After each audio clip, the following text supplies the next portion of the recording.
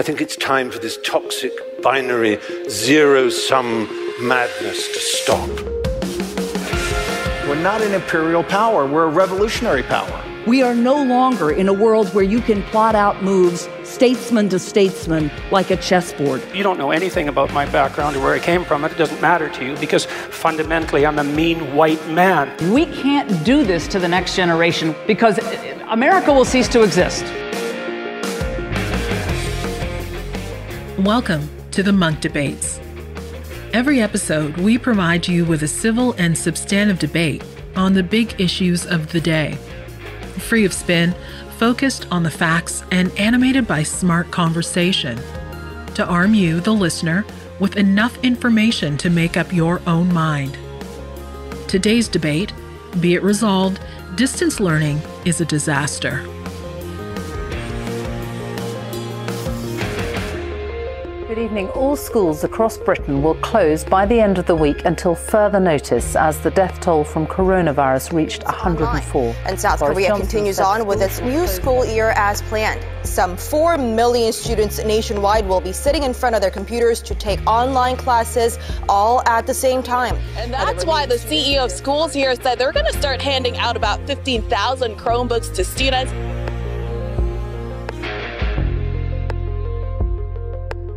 Hello, I'm your moderator, Rudyard Griffiths. Well, when COVID-19 shut down schools around the world last March, it launched an unprecedented experiment in education with 1 billion students as participants.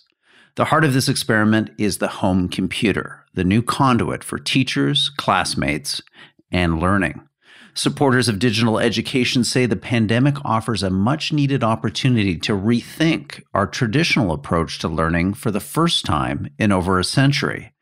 They argue that digital learning is the wave of the future, and students in virtual classrooms connecting through a computer with the internet will learn more quickly, retain more information, and connect literally to a world of online resources. In short, online learning holds the promise of equipping a generation of young people with the knowledge and critical thinking skills needed to tackle the challenges of the 21st century. Roughly half of the young generation today are expected to reach adulthood without the skills they need to thrive in labor market and society.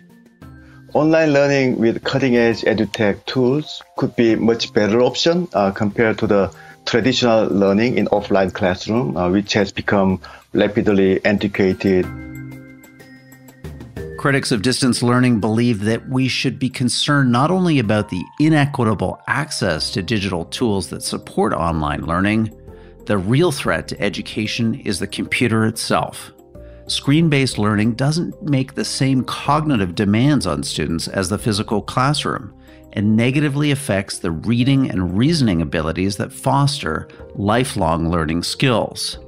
These same critics argue that if the global experiment in distance learning continues, we are going to witness a steep decline in educational attainment of hundreds of millions of children the world over. We're definitely seeing some evidence that students have learned less since March than students would normally learn in a normal school year. On this installment of the Munk Debates, we challenge the essence of these arguments by debating the motion, be it resolved, distance learning is a disaster. Speaking for the motion is Mark Bauerlein, Emeritus Professor of English at Emory University in Atlanta. He's the author of The Dumbest Generation: How the Digital Age Stupefies Young Americans and Jeopardizes Our Future. He's the host of the Conversation podcast at First Things. Arguing against the motion is Caitlin Fisher, Department Chair of Cinema and Media Arts at York University in Toronto, where she's also the Director of the Immersive Storytelling Lab and the Augmented Reality Lab. Mark, Caitlin, welcome to the Munk Debates. Hello there. Good morning. Thanks very much. Well, I'm really looking forward to our conversation and debate today as the father of an 8 and a 10-year-old. This whole issue around distance learning, its impact on kids, the opportunity that this pandemic represents for us to possibly rethink education as we know it. has been very personal for me over the last 6 to 8 months. So the opportunity to connect with two big brains like both of yours and tease out the key issues and ideas behind the debate over distance and virtual learning, and is it something we should embrace or something we should run from, is a pleasure indeed. Our resolution today, it's short. It's be it resolved, distance learning is a disaster. And Mark, you're speaking in favor of the motion, so you're going to go first. I'm going to put 2 minutes on the clock and pass the proverbial microphone over to you. Very good. I'm on the front lines here myself. I have a 15-year-old. He's 2 days on site in school, 2 days off. I can compare what's going on every other day with him. And the way I look at this is the COVID situation, putting the kids in the rooms, running them through the laptop, the computer, the cell phone, is really the acceleration of a long-standing shift that we see in young people for the last 20, 25 years now, away from books, magazines, print, and toward screens. Happening with kids and adolescents. The cell phones are going down the age ladder all the time. This is an immersion in youth culture and peer pressure like never before in human history. Now, we want those screens in the school environment to be tools for learning, but the laptop isn't like a textbook. Just because there's a reading assignment on the screen doesn't mean that the laptop is functioning like the old-fashioned textbook. The textbook is only one thing. It's academic content. The laptop is many, many other things at the same time. It's games, it's chats, it's photos, Instagram, all the social media that goes on. And those aspects, the meaning of the screen, apart from the academics, doesn't just disappear because the youth is on Zoom with the teacher. The distraction, the diversion, the overstimulation, the fast reading, not the slow reading, those things are still impinging upon the experience. And I think that this does have an intellectual cost. And I'll just close with a very strong correlation that we see, very broad. The NAEP scores came out in the United States yesterday for 12th graders. Reading scores went down again. And the SAT scores have been going down for many years now. ACT scores have been going down in reading and writing for many years now. And the simple fact is, again, the correlation is that the more digital tools have entered into kids' lives, the lower we see in intellectual development. Mark, thank you for that opening statement. We're going to give Caitlin the same opportunity, 2 minutes on the clock, speaking against our resolution, our motion, be it resolved, distance learning is a disaster. Caitlin, you're up. Thank you. It is not a disaster, and do not worry about your children's intellectual development. Being in the same physical space isn't a necessary or sufficient condition for good educational outcomes. Look, I know that this particular pivot under context of emergency where everybody is kind of gently negotiating this existential angst in their own home, these are not the ideal conditions for remote learning. I understand that people are under distress, but the possibilities here are really thrilling. And I think they can be paradigm changing, and they should, that we should be talking about mitigating risk and not holding on to these old models that are really out of step with this current moment and our children's futures. We've been at a crossroads around the future of education for a long time. I agree about that. But rather than lamenting the loss of a model that's changed very little in the past century and was designed for an earlier industrial age, we need to welcome this moment of rupture and acknowledge that the physical classrooms of the recent past really were not great models for the future anyway. The problem isn't remote learning. The problem is trying to reproduce the old context in this new one. So if we translate our in-person expectations, we are going to make everyone miserable. I am not here to champion an 8-hour Zoom meeting. We all hate that, but that isn't what the moment demands. So if we let go of the expectations that were designed for physical spaces and your child's future work on the assembly line and focus on what remote learning does brilliantly and the creativity supports, this will be a really positive moment. Online learning has been shown to increase retention of information and take less time, sometimes cutting the time it takes to learn in half, and children are learning.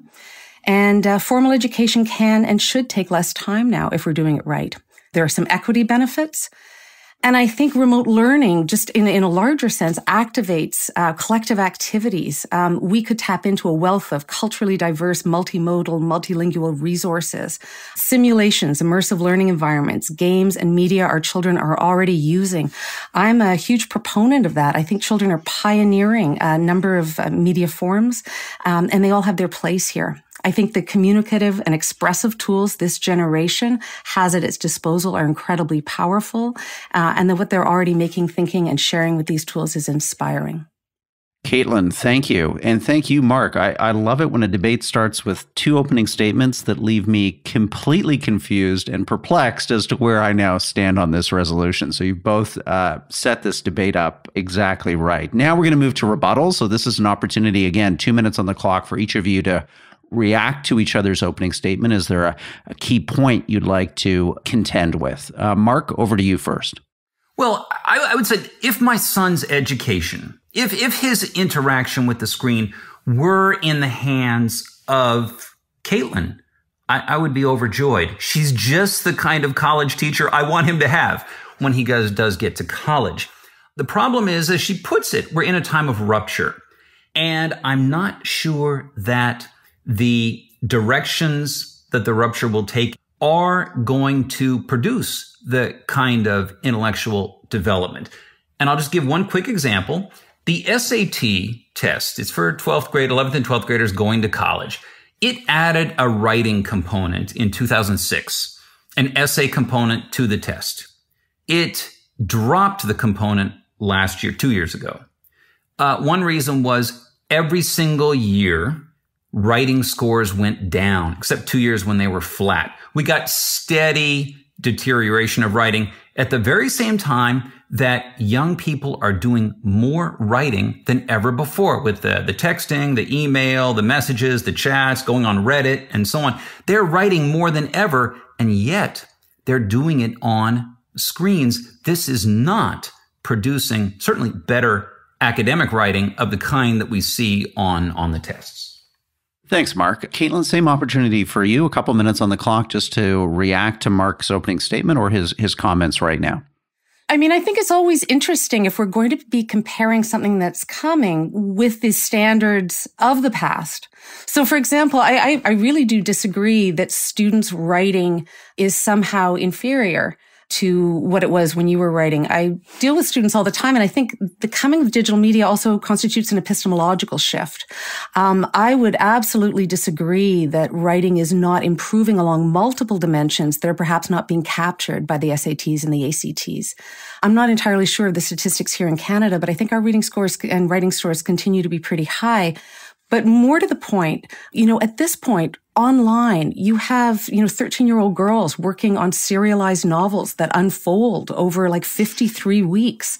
You have people thinking about how to communicate really small, potent stories through cultural forms like TikTok. This is not irrelevant. These are not irrelevant skills. These are actually really, really critical to the kinds of ways that we are now able to communicate. This isn't to say that I'm not interested in long form of the book. It actually really reminds me, like 20 years ago, I won an international contest for an electronic novella. And I was constantly pulled into debates around, like, why do you hate the book?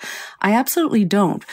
We are at a moment, though, where print literacy is going to coexist with a variety of literacies. And I think one of the things that's happening is we have not figured out how to capture this properly, at least not in an equitable way. One of the interesting things that people are finding, and I'm thinking of Matt Ruffalo's book on digital divisions, is that in elite private schools, there's really a critical sense that these elite children are going to be digital pioneers, and they are working inside Minecraft. They're working inside game engines. They're creating socially distributed and networked stories. They're rethinking assignments. It's in less resource schools where where children are being told that the skills that they have now on social, working with media, working with editing, and small aphoristic pieces that move towards philosophy but not along traditional lines, are irrelevant to their futures. And I think they're very relevant. Thanks, Caitlin. It's now an opportunity for us to move into a kind of freewheeling discussion about the big issues and ideas that animate this debate. Our resolution today, be it resolved, distance learning is a disaster. And Mark, let me come to you first with what I find is one of Caitlin's most compelling arguments, which is this idea that the future is not going to look like the past, and that the shift in education to virtual, to online, to the screen reflects the reality of the world that we're living in now, and will reflect the reality of that future world 5, 10, 15, 20 years out, when these children are trying to become productive members of society in a completely digitally immersive environment. So why isn't Caitlin right that we should be taking advantage of COVID-19, the crisis this represents, to make this quicker, faster pivot to acknowledge that the old systems of education can and should go away to embrace this more transformative, potentially liberating digital future? The liberal digital future that you envision is precisely what frightens me. I'm with Lord Palmerston, who said to Queen Victoria once, change, change, change. All this talk about change. Aren't things bad enough already? So the findings of many areas of learning and skills are very disappointing in the United States. A few years ago, in what was called the Academically Adrift study, we find more and more kids getting college degrees, but we find less and less learning going on during their time in college. And the main measure there was what's called the Collegiate Learning Assessment, which was the measures of critical thinking. In some areas, in fact, students had negative learning from freshman to senior year. When I look at the amount of monies businesses have to pay to writing coaches to come in and teach their workers business communication, when you hear scientists talking about the difficulty it is to find young people do the literature review in a certain area and just have those old 19th century skills of read, summarize, and present, that those things aren't very strong. I mean, I hear a lot of negative taking place out there. And again, I think that they are backed by a lot of people who are thoroughly aware of how the tools work, and the most popular ones. I mean, you know, the point that in Silicon Valley, the most popular schools are those that are no technology, like the Waldorf schools. You know about Steve Jobs not letting his kids do any technology. But things look very different at the private Sacramento Waldorf School in California, where technology isn't used at all through 8th grade and is scarce even in high school.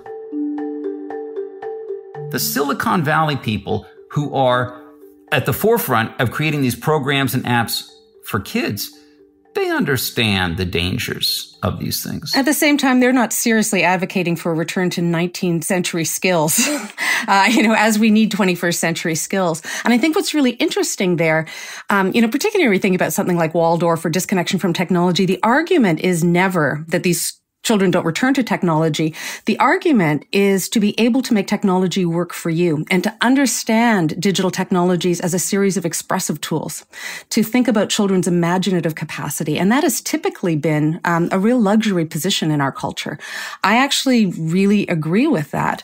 We don't want technology to be driving our schools and our children, but it is an opportunity through remote learning to do remote learning well, where it actually returns making and thinking.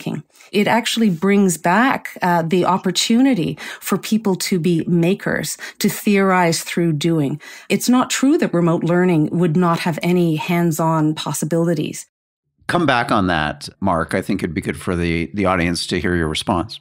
Right. I mean, the device is a tool. And the argument often is that the tool is what you do with it, what you make of it.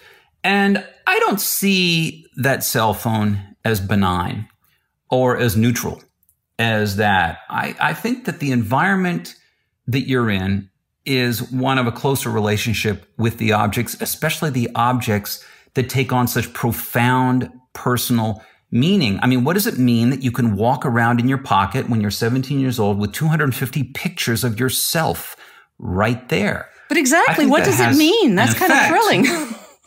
Well, I worry about what it means. I mean, the tools, it's very easy for, as Thoreau put it, for men to become the tools of their tools. or Martin Heidegger with his talk about technology and scientism, in which we propose too much of a distanced relationship to those objects, those inert things out there. Not really, they have an impact on us. I'm naturally, I told you, I'm naturally disposed toward worry and concern. And I have a 15-year-old boy, which has only exaggerated that severely. But it's a worry that I'm just a skeptic because, as you say, we don't quite know what it means. We don't, but you know what? There have been so many studies. So one of the organizations I work with has had a close relationship over almost 15 years with the MacArthur Foundation's Digital Media and Learning Initiative.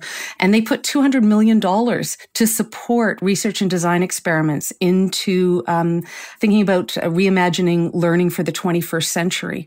So I'm sympathetic to the idea that change is difficult. But I'm not sympathetic to the idea that we can somehow ignore it. We're in the middle of incredible change, and we can't stop it.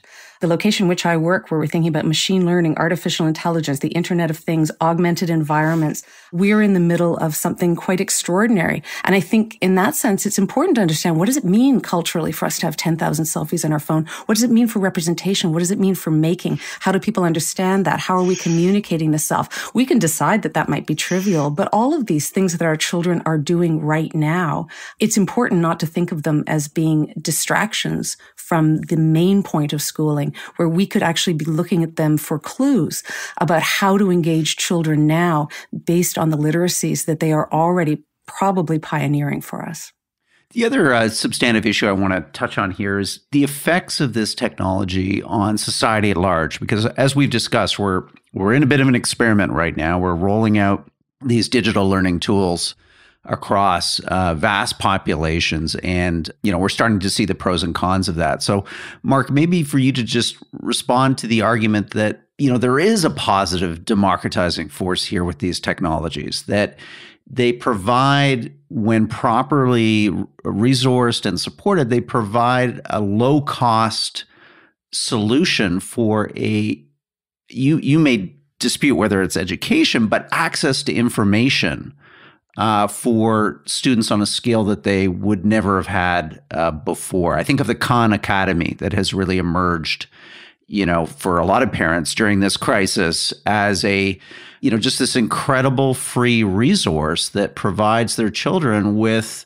insights and information that you would get in an elite school, but you can access that from, a housing project in downtown Philadelphia. The democratizing question, I would look at not only in terms of the recipients, the access they provide, but let's remember, if you go back to the 1990s and you read Wired magazine or Reason magazine, the libertarian streak was speaking in wondrous terms about how what the digital age would do is break up the monopolizers, big media, that we would have, as one book put it, an army of Davids, fighting back against Goliath. We have never, ever had so much consolidation. I mean, the old robber barons of the late 19th century would dream about the kind of control that Google, that 5 companies have over the dissemination of information. I mean, when Wikipedia speaks as if it's, coming from the ground up, that people are contributing, but when all the kids consult Wikipedia, they don't look at other things, then the access is there, but the control, the presentation of the access, it is so oligarchic, like, again, we've never seen in modern times. What happened to the internet as a million journalists, a million filmmakers, everyone all over the place using this creative thing? Well, now, the monopolizers, it's amazing. Well, I don't disagree, but that's a great argument for thinking that we need to be thinking hard about the political economy of the information culture, and we need to be teaching digital literacy. But that's not an argument to throw out remote learning. I am in agreement that if you have consolidation of tools, that's not going to be the best situation for learning.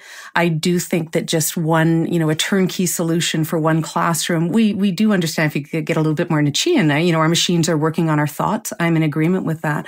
But I think we also have this incredible opportunity where it is absolutely the case that people can make their own codes, people can make their own media in concert with these, and could actually be finding out about media consolidation through different kinds of practices.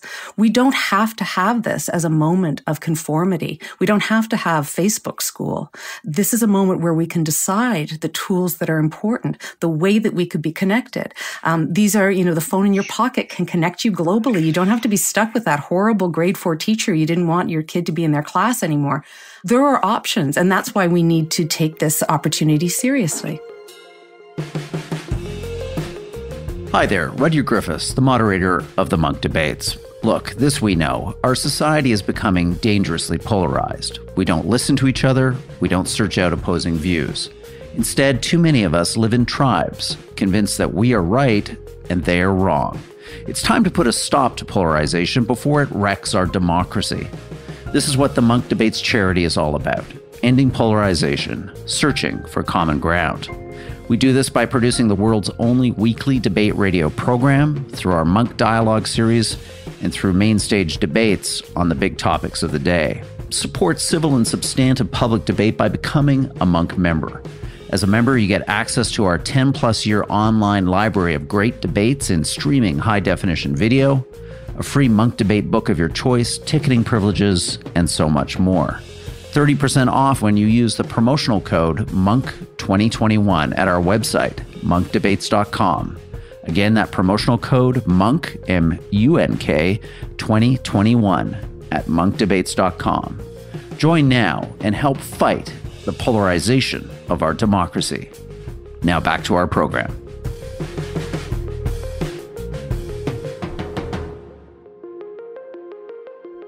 Let's talk a little bit about where we go from here and your respective views. I mean, Mark, do you think that there conceivably is an opportunity to course correct and to actually pull this pivot to digital online learning back? I mean, some people might say the horse has left the proverbial barn or stable, and this is the future. We've got to embrace it, whether we like it or not. It's coming. It's coming. It's a tidal wave. There's no stopping it. What I do in my talks, when parents do say, what do we do? I say, just try to ensure a few hours a day, disconnected, unplugged, off the grid, with a book, a print book, with a print newspaper, listening to intelligent radio, go on the internet, but find solid intellectual material. I mean, YouTube has wonderful shows from the 1950s, talk shows and news shows that have great writers and thinkers, wonderful stuff. You've got to try to seize some of those leisure hours, pull them out. Do not let the screen mindset, with, again, all this overstimulation and the multitasking. We need single tasking, print ideas, high art, focus. That's really the best thing that I can offer. And Caitlin, maybe you could kind of respond to the contention that as a species, we've been at learning for an awful long time, millennia now. And more recently, with the invention of the written word, we have learned for the better part of our modern history, dating back centuries, we've learned collectively as individuals together in physical places. And one might say that learning has, in that fashion, has produced some pretty darn incredible things over the course of the Enlightenment and into the 20th century. So do you have any reservations or any concerns about changing the way we learn by getting rid of space and place, and the effects of that just on the hard wiring of our culture? I think my feeling about that is, to the extent that you and I love the same things about those kinds of spaces and have been lucky to inhabit good ones, is to take the best of what we like there into the new models. I could never come on here and argue against connectivity, against somebody looking you in the eye, against the opportunity to have discussion. I think the number of these things, we can easily say we value those, we bring those forward. I think the science around attention, around whether or not we are equipped as a species to inhabit this digital world and to learn this way is inconclusive. And I am far more optimistic on the idea that we can multitask. We don't have to value that as the greatest thing that we're, as a goal. We can certainly do it. I think so many of the things that we love about in-place classrooms we can have, and that we also need to think about how some of those learning opportunities can be amplified. We can connect with more and different learners. When we move from the one space at the one time, that's basically the factory. When we expand that, I'm not thinking that we spend all of our time with our hands on the keyboard at all. I'm with you, Mark, that we should actually be spending less time on formal learning. But those times that we are spending, we could be working on crowdsourced projects where children around the world could be looking up and being amateur astronomers and gathering data on the stars. We already have projects around the world where students are getting water samples from where they live, collectively pooling this. We do have opportunities for both connection and collective experiences, and for looking outside of our contexts to find new information. And that is an opportunity for real learning. Okay, Mark, let's hear your thoughts on that. I mean, that seems like an interesting argument that we can kind of have our cake and eat it too. That community and the very special sense of community that comes from physical spaces and places, that's not on the chopping block here. Why do you disagree? Well, I would say that one of the hard things for teenagers is to be alone. It's difficult. Actually, Mark Zuckerberg once said, we're trying to make it so you never, ever have to be alone ever again. Reid Hoffman says, the founder of LinkedIn, says sort of the same thing. Now, it is crucial that young people learn how to be alone.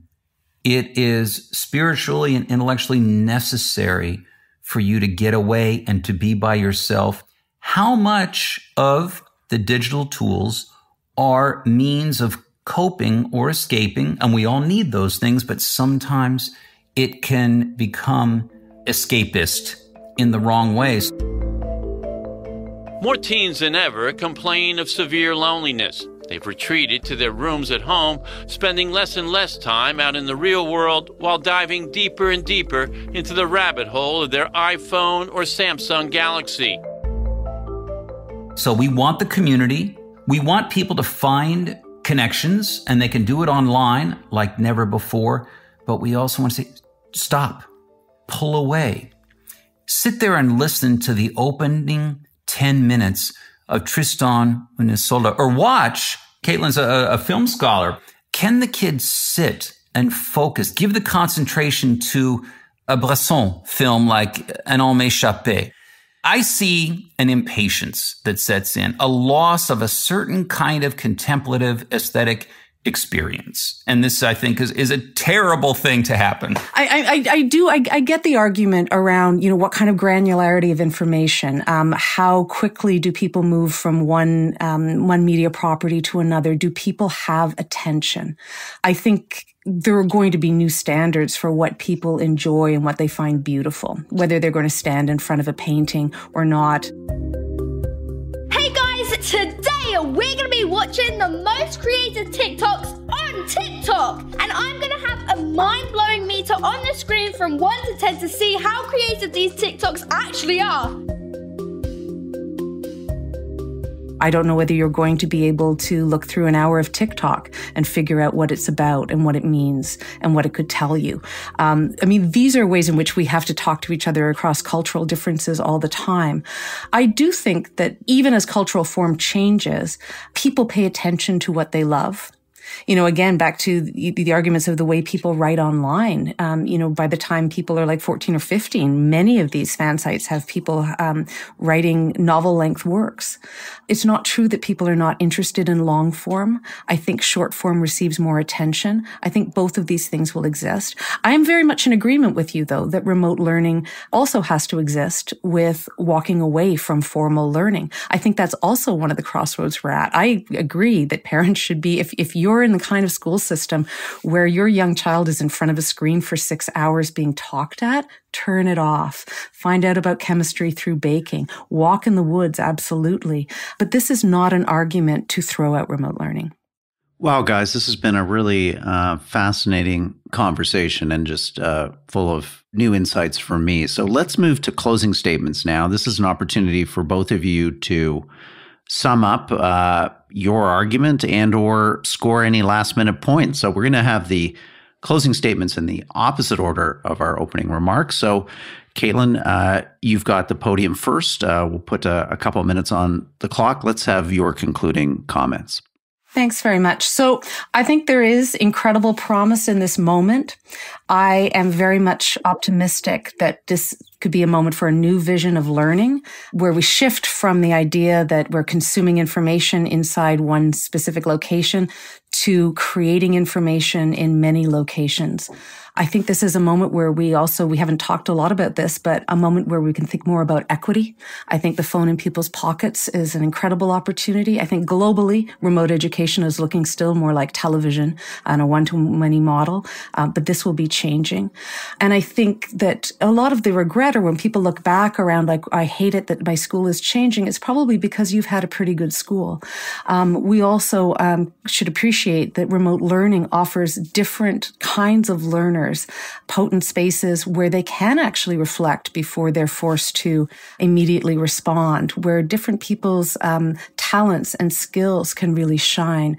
We already know that children are learning in ways that are self-directed, and we should take advantage of that, not turn them away from their passions and interests and their skills and competencies online, but try to harness that. And I also feel really strongly that as we enter the 21st century, that remote learning will also be able to increase the kinds of skills and competencies that allow full participation in democratic society. The issue, I think, is that we look at remote learning right now and try to think about how we can make the best of remote learning available in a more equitable way and to larger numbers of people in an equitable way. Thanks, Caitlin, for those concluding remarks. Mark, you took on the task of arguing for our motion today, be it resolved, distance learning is a disaster. So we're going to give you the last word. Let's have your summing up. I have to agree with Caitlin on the value of remote learning, that the possibilities of remote learning are remarkable. And I've used a lot of the digital materials in my own classes. The problem is, how do we disengage remote learning through the very same tools that the kids use for social media, for games, for fun, all the rest, which introduces, again, youth culture and peer pressure, all of which are anti-intellectual, anti-historical, and anti-eloquence. That the social media tools are more an instrument of conformity than of originality. And perhaps worst of all, they undermine the authority of the past. This is my cultural bias here toward respecting the authority of the high art, the great ideas, the great events, the momentous things that happened in the past. That you do not look upon your own generation as somehow a revolutionary moment. That you realize that sometimes there's really nothing new under the sun, and that you must immerse yourself in grown-up things as much as you have immersed yourselves in adolescent things. That the kids must be told, if you can look at a painting from the Italian Renaissance, a masterpiece, and you go, there's something wrong with you. you haven't acquired something. And these tools give kids too much confidence to ignore those things. This is the real challenge. How do we make the tools into an educational, intellectual resource? And that means we've got to pull it away from the adolescent meaning of those tools. And I see that that is a very uphill battle. You just made an argument for conformity, really? I would say that out of the critical engagement with the past is the way one avoids a mindless conformity. Okay, guys, this has been exactly what we like in the Munk Debates discussion, full of big ideas, but informed by civility and a respect for each other's point of view and a willingness to listen and engage. We live in a moment here right now where polarization defines our public square and far too much of our collective conversation. So both of you have been a lovely antidote to that today. And on behalf of the Munk Debates community, I want to thank you. Thank you. It's been a real pleasure. Thank you both.